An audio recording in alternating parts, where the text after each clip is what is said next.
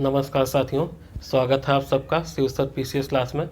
जैसा कि आप सबको मालूम है कि हमारे इस चैनल के माध्यम से विभिन्न परीक्षाओं की तैयारी करवाई जाती है। उसी क्रम में आज आपको सामान्य अध्ययन के 20 अति महत्वपूर्ण प्रश्नों को करवाया जाएगा। ठीक है, तो चलिए आगे बढ़ने से पहले जो भी मित्र या जो भी व्यूअर चैनल पर नए हैं या पहली बार विजिट करते हैं, चैनल को सब्सक्राइब करके बेल आइकन को प्रेस कर दें, जिससे कि आगे आने वाले वीडियो का नोटिफिकेशन आपको समय से मिलता रहे। ठीक है, तो चलिए हम प्रारंभ करते हैं आज की क्लास को। आज का हमारा पहला, निम्न में से किस देश में कुल भौगोलिक क्षेत्रफल के 60% भाग पर वन बनाए रखने के लिए संवैधानिक प्रावधान है? तो कहाँ है ऐसी स्थिति? भूटान में। ठीक। दूसरा प्रश्न है आपका, विश्व वन्य जीव दिवस कब मनाया जाता है? तो आपका विश्व वन्य जीव दिवस मनाया जाता है 3 मार्च को। आज का तीसरा प्रश्न, विश्व वन्य जीव कोष की स्थापना कब हुई? तो विश्व वन्य जीव कोष की स्थापना 1961 में हुई थी।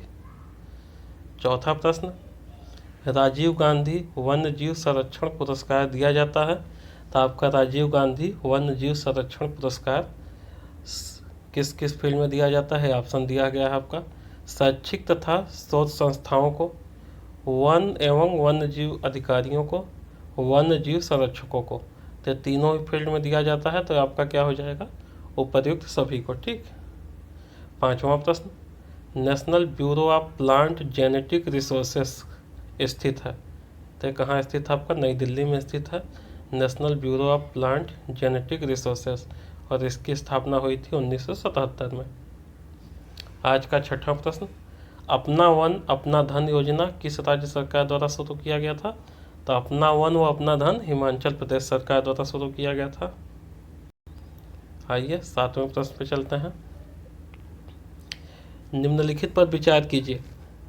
पहला है घड़ियाल, दूसरा है लेदर बैक टर्टल, इसको आप चर्मपीट कछुआ कहेंगे, और तीसरा है बारहसिंघा। ठीक।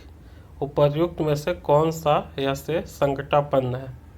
तो आपका तीनों ही संकटापन्न स्थिति में है, घड़ियाल, लेदर बैक टर्टल व बारहसिंघा। ठीक। आइए 8वें प्रश्न पे चलते हैं आज के। शिक्षा जो प्रारंभ में राज्य सूची का विषय था, उसे समवर्ती सूची में स्थानांतरित कर दिया गया। तो कब किया गया? 42वें संविधान संशोधन द्वारा 1976 में। ठीक। आइए 9वें प्रश्न पे चलते हैं हम। निम्नलिखित में से कौन सा मद भारत के संविधान की समवर्ती सूची में है? तो आपका जनसंख्या नियंत्रण और परिवार नियोजन आपका किस में है? समवर्ती सूची में। बाकी सभी चीज़ें आपका राज्य सूची में दिया गया है। आइए आगे चलते हैं। निम्नलिखित में से कौन भारतीय संविधान के अंतर्गत सही सुमेलित नहीं है? पहला है नगर पालिका, भाग 9(1) बिल्कुल सही है।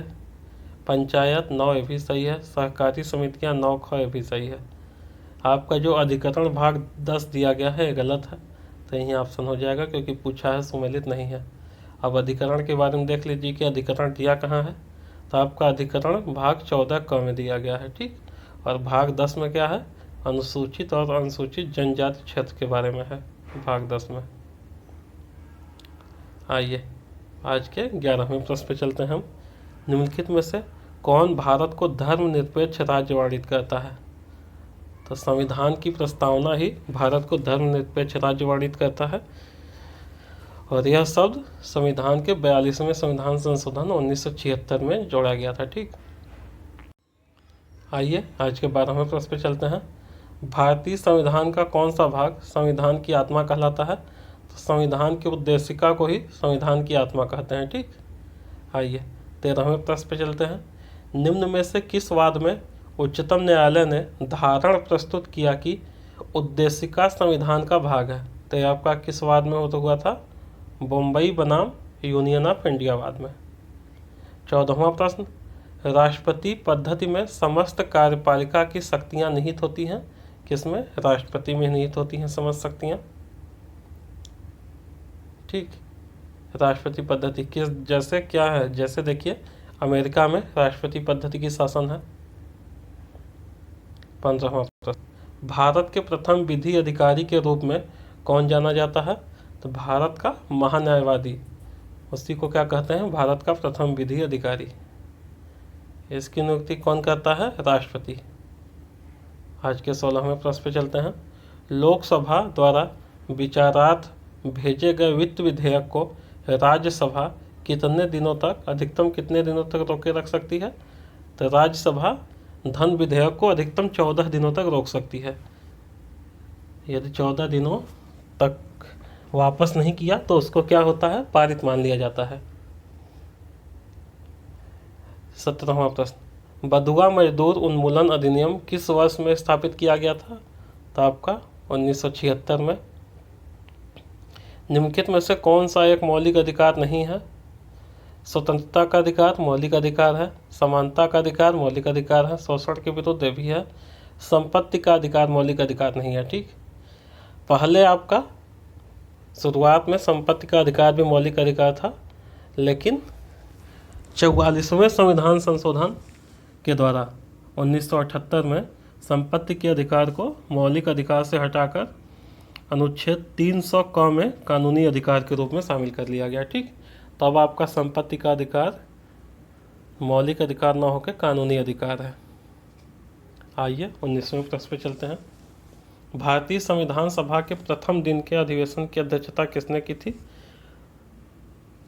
तो प्रथम दिन की अध्यक्षता सच्चिदानंद सिन्हा ने किया था 9 दिसंबर 1946 को। ठीक, और उसके 2 दिन बाद 11 दिसंबर 1946 को स्थायी अध्यक्ष चुना गया था डॉक्टर राजेंद्र प्रसाद को। तो आपको प्रथम दिन पूछा है, इसलिए क्या हो जाएगा आंसर? सच्चिदानंद सिन्हा, 9 दिसंबर 1946 को।